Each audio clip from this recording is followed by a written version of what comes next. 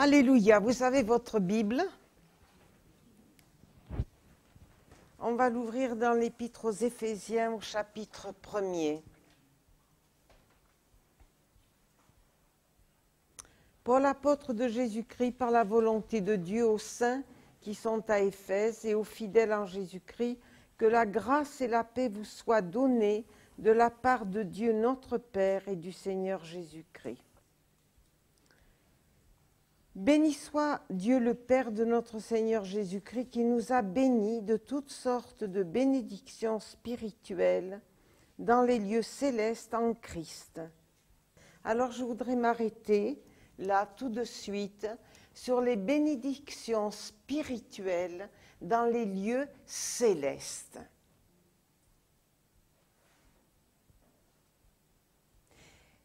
Il est très important que nous réalisions non seulement que le nom de Jésus a un pouvoir, que le sang de Jésus a un pouvoir,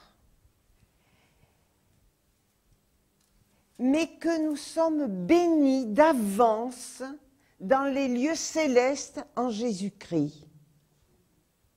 Pourquoi? Parce que Jésus, quand il est mort sur la croix, il est aussi ressuscité. Il est descendu aux enfers d'abord. Il a touché les âmes qui étaient captives dans les enfers. Et puis ensuite, il est monté au ciel. Et nous sommes bénis dans les lieux célestes en Jésus-Christ.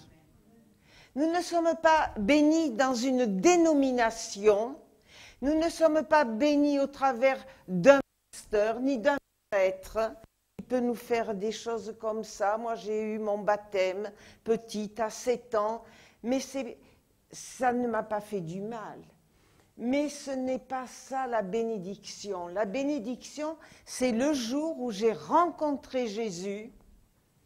Et je peux dire que je l'ai rencontré pas à la suite d'une prédication, ni dans une réunion où il y avait beaucoup de monde, mais je l'ai rencontré dans une réunion où il y avait un groupe qui priait dans un coin de la salle à Toulouse, rue Tamponnière. Et je suis arrêtée là, rentrée là. Et j'ai été touchée par le visage d'un homme qui était tout simple. C'était un ouvrier de l'ONIA, c'est-à-dire une usine de gaz.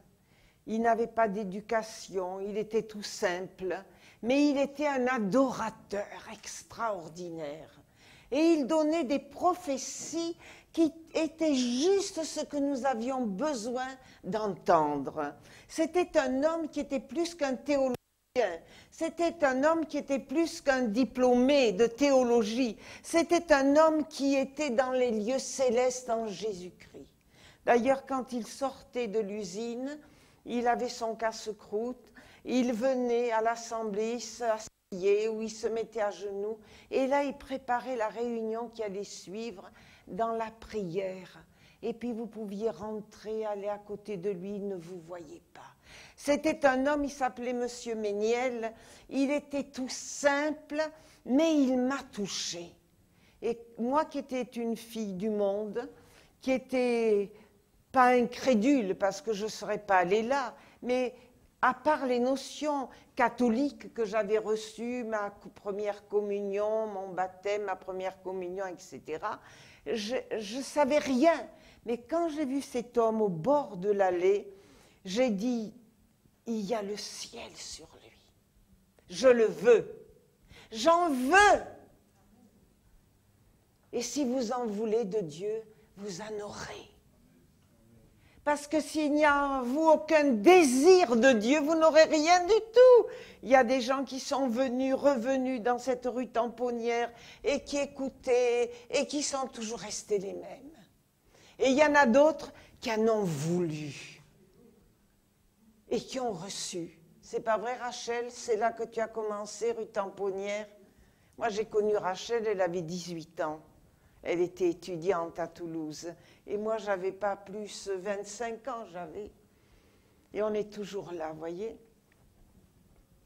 On est là pourquoi? parce qu'on n'a pas une religion. On est là parce qu'on a Christ en nous. Parce que Christ, on a cheminé avec Christ.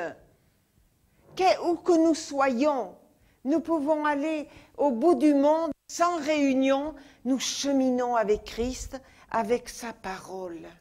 Sa parole, elle est extraordinaire. Elle nous parle de lui. Et lui nous parle de nous. Et lui nous parle de nous. Jésus nous parle de nous. Il nous dit d'entrer par la porte étroite. Car large et spacieux est le chemin qui mène à la perdition. Et c'est le verset qui m'a touchée. J'étais dans cette perdition, mais étroit et resserré. Et le chemin qui mène à la vie, et peu y entre. Alors là, ça m'a choquée. Mais moi, j'avais envie de Dieu, parce que j'avais vu le monde. Pas beaucoup, mais ça suffisait. Il ne m'avait rien apporté, que de l'amertume. Mon père avait quitté ma mère, et nous étions restés 3 femmes, ma mère, ma tante et moi. Mais merci Seigneur, car Christ est venu dans nos vies, et il a été l'homme de notre vie. Parce que même si on ne le voit pas, je peux vous dire qu'il existe et qu'il a des moyens de nous sortir de toutes les situations difficiles et matérielles. Parce que quand mon père est parti, il est parti avec son argent. Et c'était une petite obole que nous avions tous les mois. On avait un bel appartement, mais on ne vit pas des meubles, ni des murs. Elle est allée prier et elle a dit, Seigneur, je ne sais pas, elle n'avait pas de diplôme, elle n'avait rien. À cette époque-là, les femmes, elles ne travaillaient pas. Mais elle avait besoin d'argent pour faire marcher la maison. Elle est allée prier à l'assemblée et elle a jeûné, parce que le jeûne est une puissance. Le jeûne est une autorité. Quand on peut sauter un repas ou 2 ou plus, Dieu répond. Et donc, quand elle est sortie, il y a une dame qu'on appelle une sœur en Christ et qui lui a dit, Madame Séveillac, vous ne prendriez pas chez vous une étudiante qui va faire ses études à Toulouse, elle est du Mas d'Asile, c'était Catou qui vient. Et ma mère était toute surprise, elle ne savait pas que Dieu allait répondre d'une manière aussi simple. Et alors elle a pris Catou. Et après, Catou a dit, Madame Séveillac, vous ne prendriez pas maintenant une de mes amies, c'est une amie de famille qui va faire ses études de vétérinaire à Toulouse. Et elle a dit oui. Et il est tombé 2 pensions. Alléluia, elle était dans l'abondance. Dans l'abondance. Et nous qui étions des jeunes pasteurs à Auch, et qui avions vraiment une misère de misère. Je ne peux pas vous dire qu'est-ce qu'on avait à l'époque, quelque chose comme 40 € par mois, avec le loyer, etc. Et ma mère, elle arrivait avec tout ce qu'il nous fallait à manger. Alors vous voyez que Dieu répond. Pourquoi il répond? Parce qu'il aime ses enfants, parce qu'il nous aime. Et on croit que Dieu est un Dieu que pour les ultra-spirituels. Mais il est un Dieu de chaque jour. Et il est dit, et mon Dieu pourvoira tous vos besoins, Philippiens 4,16, selon sa richesse et sa gloire en Jésus-Christ. Amen. Et il y avait des années que ma mère n'avait pas pu s'acheter quelque chose. Elle a pu s'acheter un vêtement. Et elle a pu nous aider, qui étions des jeunes dans le ministère. Et nous, on a connu dans le début du ministère, on avait nada, nada, nada, nada. Nous sommes partis à Nancy. Alors là, on a travaillé parmi les enfants de la rue. On leur a parlé. Et ces gosses, ils arrivaient. Et nous n'avions aucune mission qui nous soutenait, personne. Simplement des amis qui nous avaient vus loger à l'Armée du Salut. Et ce frère-là, il a dit, tu ne vas pas rester à l'Armée du Salut, André et Sergine. On avait un lit et une planche qui complétait le lit. Et il a un banc. Et il a dit, venez, moi j'ai un studio. C'était des industriels, ils fabriquaient des machines à laver à l'époque, les vieilles machines rondes en étain. Et il nous a donné un petit studio. Et puis un jour, André a dit, je mangerais bien un beefsteak quand même. Et donc, c'était Anne, son épouse. Elle est chez le boucher pour prendre la viande de la famille. Et puis le Seigneur lui dit, prends-en un pour André. Pas pour moi parce que j'attendais Florence et je vomissais. Donc, il a été précis, le Seigneur. Prends-en un pour André. Et elle est arrivée avec ce beefsteak. Vous savez, c'est des petits riens, vous me direz, moi je peux m'acheter un beefsteak. Mais peut-être qu'un jour, vous vous rappellerez que Dieu pourvoit. Aujourd'hui, on regorge de tout, c'est vrai, mais peut-être qu'un jour, on se rappellera de ce petit témoignage, qui est un grand témoignage. Ceci pour dire que, et mon Dieu pourvoira tous vos besoins selon sa richesse et sa gloire en Jésus-Christ. Et nous avons commencé à connaître la bénédiction de Dieu. Mon père était parti avec son argent, sa situation. Il nous a laissés dans un bon appartement, mais on ne mange pas les murs, hein, ni les tableaux. Mais Dieu a pourvu. Le Seigneur nous a bénis de toutes les sortes de bénédictions. Toutes les sortes. Ça veut dire qu'il y a tout ce dont nous avons besoin. Et il nous a bénis. Après, il nous a bénis dans nos corps. Ma mère avait des sinusites carabinées. Il l'a délivrée. Je me souviens de ma mère, tous les hivers, elle était dans le lit avec ses sinusites. Ça a été terminé. Et d'autres choses, des maladies. Dieu nous libère. Jésus libère. Et le plus bel acte, c'est notre âme. Parce que si c'était que pour le matériel, ça resterait triste. Mais il est venu sur la croix du Calvaire. Et c'est là qu'il lui-même a donné son âme pour la nôtre. Il a donné son âme. Jésus a donné son âme. Il a souffert, il a agonisé. Vous le savez tous, il était en croix. Et dans la position où on tombe dans l'agonie. Et il a dit, Père, Père, pourquoi m'as-tu abandonné? Pourquoi? Il fallait que le Père l'abandonne sur la croix. Soit seul. Il fallait qu'il soit identifié à ce que nous sommes parfois nous-mêmes dans la vie seule. Vous avez été seul? Même marié, on peut être seul. Parce que le salut, c'est tout seul. La souffrance, c'est tout seul. Et Jésus est mort sur la croix seul. Le Père l'a abandonné. Père, Père, pourquoi m'as-tu abandonné? Comment pouvons-nous comprendre que Dieu, le Père, a abandonné son Fils, mais pour nous? Vous vous rendez compte, pour nous, qui sommes-nous? On n'est pas important aux yeux du monde.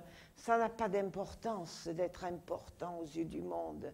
Mais nous sommes importants aux yeux de Dieu, mes frères et sœurs. Aux yeux de Dieu. Car il a prévu un grand salut pour nous, la vie éternelle. Nous n'irons pas dans le trou, le corps ira, la dépouille ira. Mais notre âme, elle va directement vers le Seigneur. Vous savez que nous avons une âme, vous la sentez, votre âme? L'âme, c'est ce qui souffre en nous. Le corps, c'est autre chose. Mais l'âme, quand on a de la douleur, quand on a de la souffrance, c'est l'âme. Quand on a de la joie, c'est l'âme. Cette âme, elle vit. Et c'est normal qu'elle continue à vivre. Le corps n'est qu'une enveloppe. Et cette âme, eh bien, elle va rejoindre le Seigneur. Et je vais vous dire qu'il y a beaucoup de chrétiens qui n'ont même pas compris ça. Ils n'ont rien compris. Ils ont fait toutes les machinations, ils lisent la parole, ils ont été baptisés, ils ont été ci, ça, ils n'ont rien compris. C'est important, nous sommes sauvés, c'est notre âme qui est sauvée.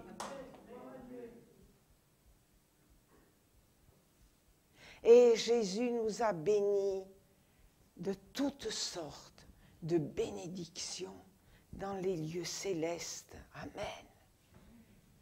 C'est là-haut qu'on est béni. C'est là-haut.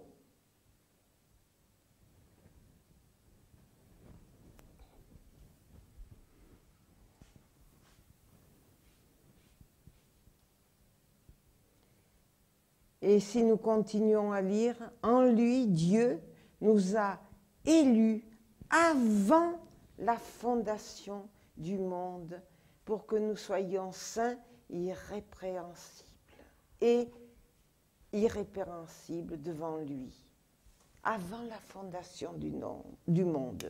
Alors parlons de l'évolutionnisme. Évolutionnisme. On descend du singe. Mais c'est ceux qui le disent qui sont des singes. La parole de Dieu me dit que Dieu nous a élus et prédestinés, pas à descendre des animaux qu'il a créés. C'est Dieu qui a créé les animaux. D'ailleurs, merveilleux. Ils sont merveilleux, les animaux. Mais nous, on n'est pas des animaux. On a une âme. Et il nous a créés à son image. Nous sommes saints. Il nous a élus. Vous savez ce que c'est, élus? Je vais vous donner un exemple. Peut-être vous allez trouver qu'il n'est pas adapté, mais c'est la pensée qui me vient. Quand on gagne à la loterie, on a été choisi, élu par le sort. Eh bien là, nous avons été élus par lui. Pas par le sort, mais par lui. Élus. Élus, peut-être vous avez une vie de misère, une vie ratée, mais sachez qu'en Christ, votre vie est réussie parce que vous avez été élus, vous avez été choisis afin que vous portiez du fruit et que ce fruit demeure. On n'a pas été simplement élus à ne rien faire, mais nous avons été choisis pour que nous portions du fruit. Et quand j'avais 20 ans, c'est l'âge où j'ai rencontré le Seigneur. Et je n'avais pas envie de me croiser les bras. J'avais envie de dire à tout le monde ce que j'avais vécu. Et c'est ce que j'ai fait d'ailleurs. Je ne me suis pas cachée auprès de mes amis. Ils ont fait ce qu'ils ont voulu de ce que je leur ai dit. Mais vous avez été élus afin que vous portiez du fruit. Chers amis, nous avons été élus pour porter du fruit. Et quel est ce fruit? C'est d'amener des âmes à Christ. C'est ça le fruit. De parler à d'autres de ces merveilles. Parce qu'il y a des gens qui attendent et qui cherchent.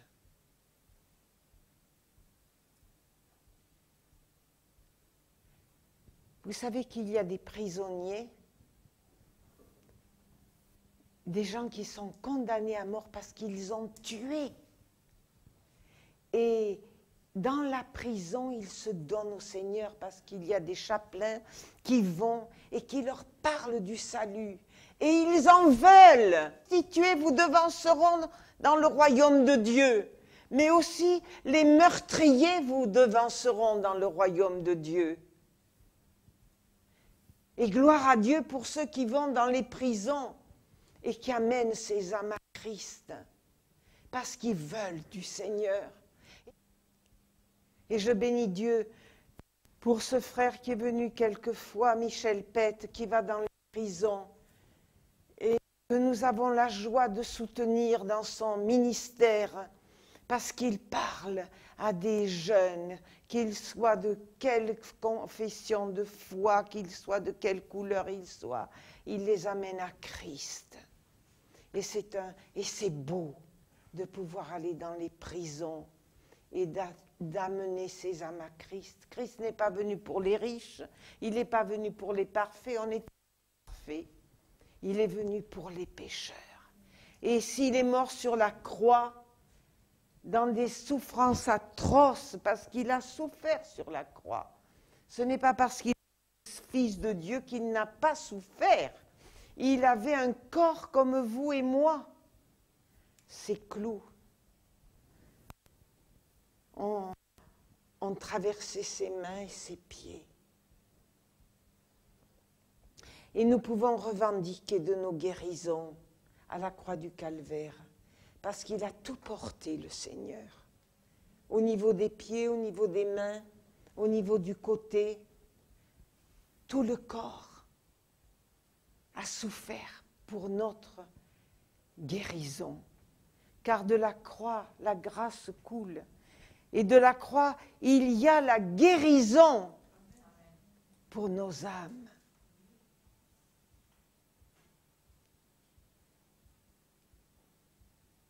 De toute mon enfance, je commettais un grand péché, mais comme tous, ou plus ou moins, je mentais. Et puis après, j'ai commencé à inventer. Mais quand un jour le Seigneur m'a parlé à la croix, il m'a montré que je devais confesser mes péchés, tous ceux de mes inventions, et que après ça, je serai sauvée de ce péché. De la croix, la grâce coule. De la croix, la grâce coule, et puis comme un fleuve, constamment, dit le cantique.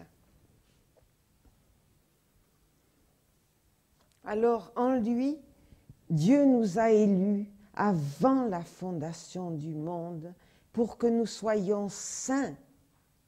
Sanctus, sanctus, ça veut dire retirés d'eux. Nous sommes retirés du monde. Nous ne sommes plus dans le monde. Avant, on était dans le monde. On n'est plus dans le monde. Et quand je parle du monde, je vais m'expliquer. Ici, nous sommes à la campagne, mais quand on est jeune, on va danser. Et à l'époque, à mon époque, c'était des petites valses, des petites danses, des petits. Mais maintenant, ecstasy, on se drogue, on danse, on fait n'importe quoi. Et on meurt. Je vous ai retiré du monde. On ne peut pas avoir un pied avec Christ et un pied avec le monde. Ce n'est pas vrai. Ou on est l'un ou l'autre, mais pas au milieu. Le Seigneur est venu nous retirer de ce monde. Et il nous a prédestinés afin que nous, dans son amour, à être ses enfants d'adoption par Jésus-Christ, selon le bon plaisir de sa volonté, à la louange de la gloire de sa grâce qu'il nous a accordée en son bien-aimé. Tout d'un coup, il me vient une pensée. Quand nous faisions des réunions à Yverdon, en Suisse, venait à nos réunions un jeune homme de 20 ans sur un grand lit allongé. Et on m'a dit, ce garçon, il s'est drogué à l'extrême. Tu te rappelles de ce garçon? Dans une de ces soirées. Et je dis, frères et sœurs jeunes, attention de ne pas aller dans ces lieux et de vous droguer, parce que pour la vie, vous serez infirme. Si ce n'est pas du corps, ça sera de la tête. Parce que ce sont des produits qui montent au cerveau et qui vous rendent dépendants plus tard de la drogue, vous serez des riens du tout. Le diable vous vole votre avenir. Il vole votre avenir. Vous entendez? Il veut voler votre avenir. Et j'ai connu des jeunes qui étaient brillants et qui sont allés dans ces genres de soirées. Ils ont perdu leur capacité intellectuelle. Ou s'ils ne les ont pas complètement perdus, ils ont perdu l'autorité que Dieu nous a donnée en Christ en nous.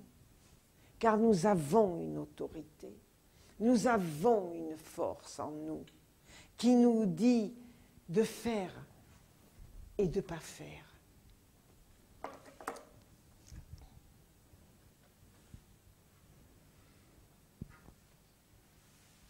Et j'insiste encore sur ce verset 4, en lui Dieu nous a élus,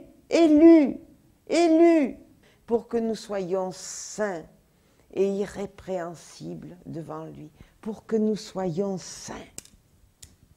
Pour moi, autrefois, qui était catholique, le top, c'est d'être une sainte. Mais finalement, Dieu nous a élus à être tous des saints. Parce qu'être saint, ça vient du latin sanctus, sanctus, qui veut dire être séparé d'eux. Et nous sommes séparés du monde. Nous ne vivons plus dans le monde. Dans ce monde où nous allions autrefois, je m'entends, on est dans le monde, mais pas dans le monde de la folie du monde. On est dans le monde parce qu'on est obligé d'aller faire nos courses, on est obligé, on a une vie normale, mais on n'est pas du monde. Amen. On n'est pas du monde, c'est fini, c'est terminé.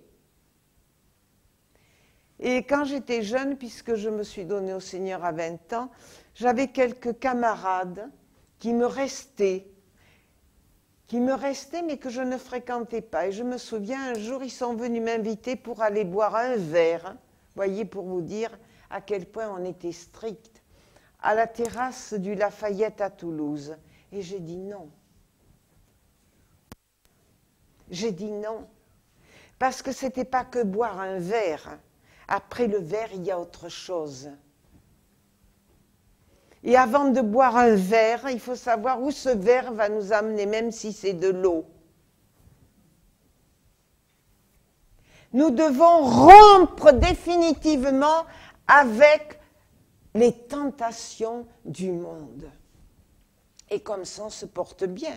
On n'est plus tenté. Mais Dieu va nous donner, lui, des joies. Parce que Dieu, il ne nous frustre pas. La vie chrétienne n'est pas une vie frustrée. C'est une vie, au contraire, accomplie, bénie. Et pour chacun de nous, Dieu, il a un chemin. Moi, mon chemin, eh bien, ce n'était pas de faire une profession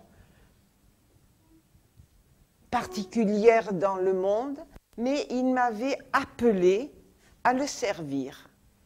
Et alors pour ça, eh bien, il m'a conduite. Il m'a conduite comment? Moi, je fréquentais une église où ils étaient contre le ministère des femmes. Donc, il n'y a pas à tortiller, c'est pas là que j'allais grandir et ni être formée spirituellement. Il n'y avait que les hommes qui pouvaient parler. Et moi, j'ai dit, Seigneur, qu'est-ce que je fais avec ça? Tu m'as appelé pour parler et pour édifier ton peuple. Alors, je suis allée trouver mon pasteur et je lui ai dit, voilà, je suis très embarrassée parce que moi, j'ai un appel sur ma vie.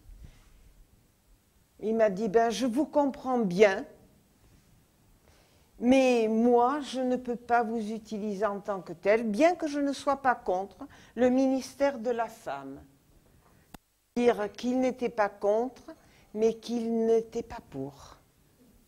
Et vous avez beaucoup de gens comme ça, ils ne sont pas contre, ils ne sont pas pour. Bon.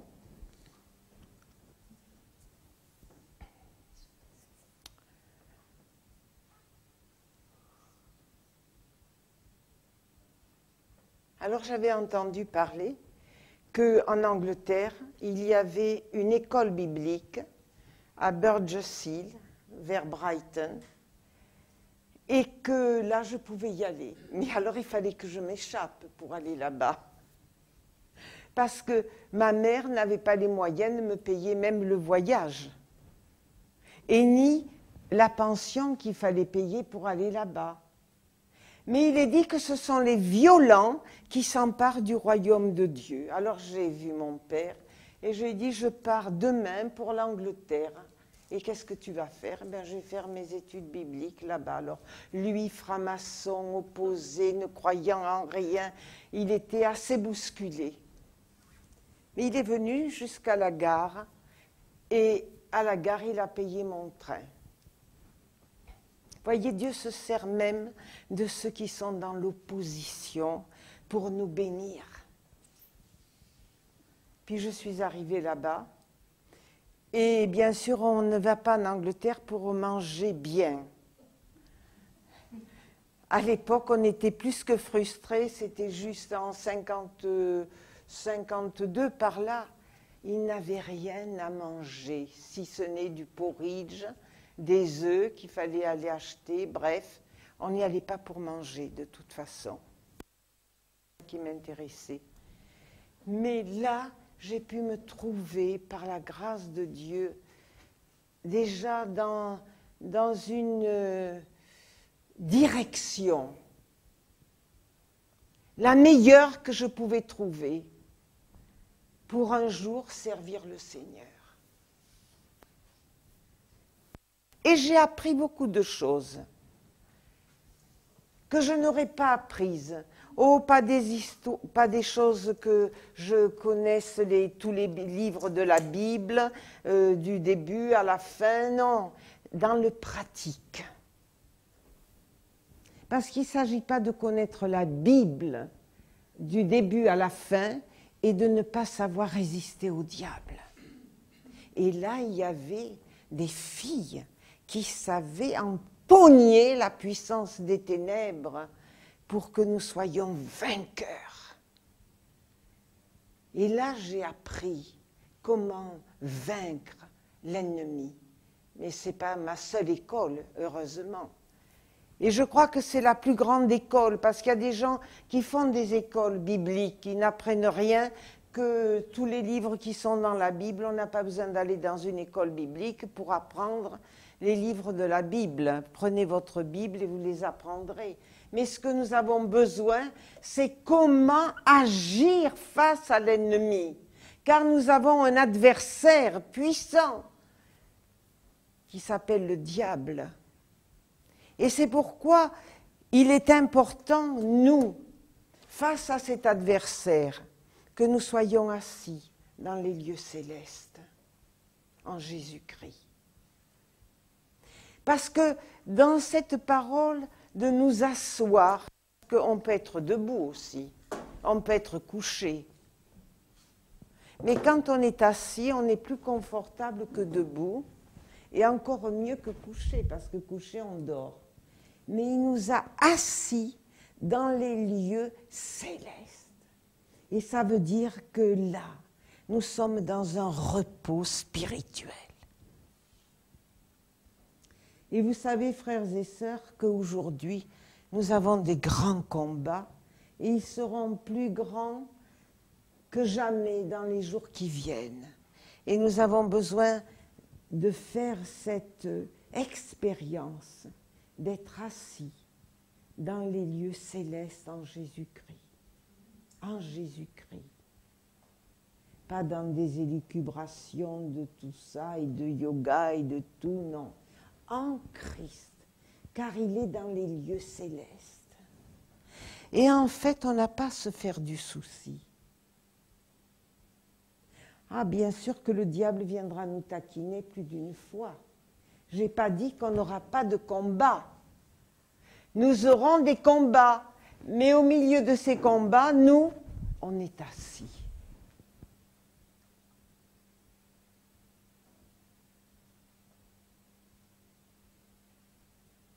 Vous y penserez à ça? Je suis assis. Tu peux me faire ce que tu voudras, mais moi je suis assis. Oh, ça fait du mal l'épreuve à la chair. La chair, elle réagit, elle n'en peut plus, elle souffre. Et comment arriver à ne plus souffrir, d'après vous? Eh bien, en étant assis. Bon, il n'y a pas longtemps que je l'ai réalisé. Mais maintenant, je vais m'asseoir, je peux vous le dire. C'est pas de hier que j'ai ce message. C'est à vous que je porte pour la première fois.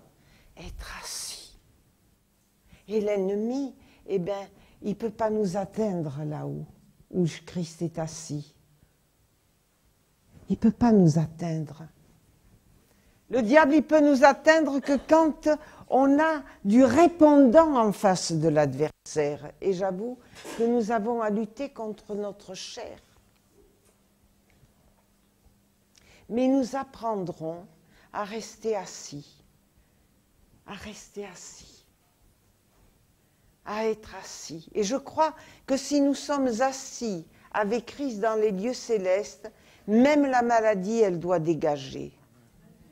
Même la maladie doit dégager. Tout doit dégager. Parce que je suis avec Christ. Et qu'il a tout pouvoir sur la terre et dans le ciel. Et en mon nom, tout ce que vous demanderez, je le ferai. Donc nous sommes dans le conseil des grands. Des plus grands, pas des gouvernements, mais des grands.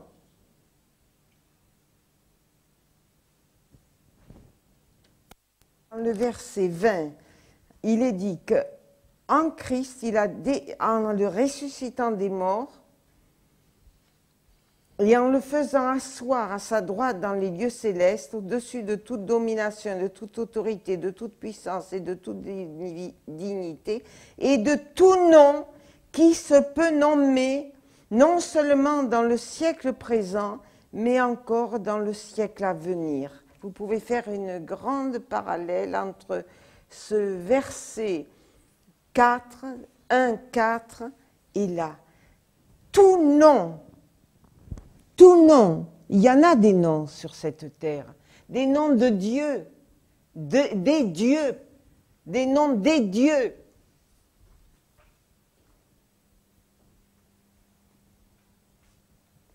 Eh bien, Christ est assis au-dessus même de ces noms-là, qui peuvent s'appeler Krishna, Bouddha, et tant d'autres. Il est assis au-dessus. Au-dessus. Et nous n'avons pas à avoir peur de ce qui arrive, de la vague qui arrive sur nous, qui va se déferler, qui se déferle des faux dieux, car Christ est assis au-dessus. Et j'en veux pour preuve qu'il y a énormément de conversions aujourd'hui parmi tous ces peuples. Christ est assis au-dessus. Au-dessus, c'est pas moi qui le dis, c'est la parole. Vous vous rendez compte combien nous avons besoin de connaître notre héritage. Vous savez, il y a des gens qui ont fait des héritages économiques, mais qui n'ont jamais su qu'ils avaient fait cet héritage. Et ils sont morts comme des cloches, alors qu'ils avaient hérité d'une fortune. Et nous avons hérité d'une fortune avec la parole. Mais nous pouvons finir comme de misérables chrétiens. Parce que nous ne connaissons pas nos droits. Et pour connaître nos droits, il faut lire la parole. Ça ne s'arrête pas à un baptême d'eau. Je vous baptise au nom du Père, du Fils et du Saint-Esprit, plouf, et puis je suis chrétien. Non. Ça va plus loin, plus loin, plus loin. Ça, c'est le début. C'est le début de notre vie chrétienne, le baptême. Et le baptême du Saint-Esprit. Mais nous ne devons pas rester là. Nous devons lire la parole et nous emparer de la parole. Et nous asseoir dans les lieux célestes. Alors, il y a une chose que je crois aussi, et je le dis à ceux qui sont malades, c'est que dans cette position de s'asseoir, il y a la guérison. Ben moi, je vais vous dire, si je sors mes chaussettes et que vous voyez mes pieds, vous serez terrifiés, quoi qu'ils vont mieux. Mais je me suis assise dans les lieux célestes et j'ai parlé à mes pieds. Et je confesse que c'est terminé. Terminé. C'est terminé parce que Dieu, prenons au mot sa parole, il va nous visiter. Parce qu'il ne faut pas le dire avec la tête, il faut le dire avec le cœur. Et c'est avec le cœur que je dis que je suis guérie. Et pourtant, encore aujourd'hui, regardez mes mains. Philippe a photographié mes pieds hier parce que je lui ai dit, je veux témoigner. Et encore, mes pieds sont mieux que ce qu'ils ont été. Mais ça fait rien. Ça fait rien. Parce que notre expérience, elle est pour ceux qui souffrent. Et nous voulons témoigner à ceux qui souffrent. Nous voulons les arracher à leur souffrance. Et je bénis Dieu de ce que je ne perds pas de vue, les guérisons qui arrivent. Nous allons voir beaucoup de guérisons, notamment du diabète. Peut-être tu seras la première à être guérie du diabète. Parce que dans le mot diabète, il y a le mot diable. Tu seras guéri. Alléluia. Tu seras guéri, tu seras guéri. On ne doit pas avoir peur de le dire. On ne doit pas avoir peur de dire « je vais être guéri ». Et même de dire « je suis guéri ». C'est ce qu'il veut le diable, nous liquider. Je suis assis avec Christ. Nous sommes assis, nous sommes assis. Dites-vous, je suis assis. Assis. Être assis, c'est une position de repos. Et on a assez bagarré. Et le Seigneur veut nous donner du repos pour nos âmes. Et il le dit d'ailleurs.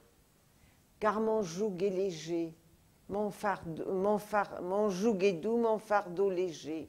Et je vous donne du repos. Je vous donne du repos. Mon joug est léger, le joug de Jésus est léger. Son joug est léger, il n'y a pas de joug avec Jésus. Il est léger, tu ne le sens pas. Mais le diable, il te fait baisser la tête jusque par terre. Alléluia, Jésus. On va se lever, vous allez dans cet instant dire, moi je reprends mes droits. Je reprends mes droits. Alléluia, je reprends mes droits. Merci Seigneur. Oui, et devant cette sainte scène que nous allons prendre, il a tout accompli.